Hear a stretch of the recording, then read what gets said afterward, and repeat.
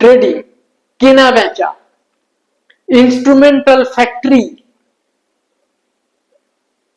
এই বুধ, গ্রহরাজ, শনি মহারাজ আর বৃহস্পতির তিনজনের কম্বিনেশন যদি রাশি চক্রে ঠিকঠাক থাকে, তাহলে কিন্তু এই ধরনের ব্যবসাগুলো তার রমরম করে চলবে, জীবনে প্রচুর প্রচুর উন্নতি করে যাবে।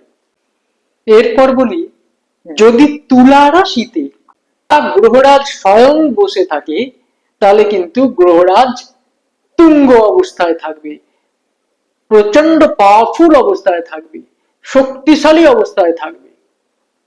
এই তুলা রাশিতে যদি গ্রহরাজ থাকে, সেই গ্রহরাজের দৃষ্টি পড়ছে ব্যবসা ক্ষেত্রে ধনু রাশিতে।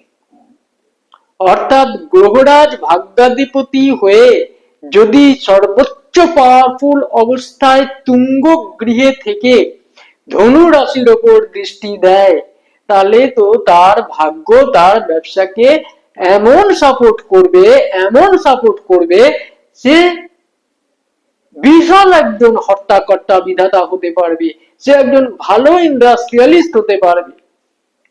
ব্যবসায় তার জীবন একটা উজ্জ্বল নক্ষত্রের মতো হয়ে দাঁড়াবে।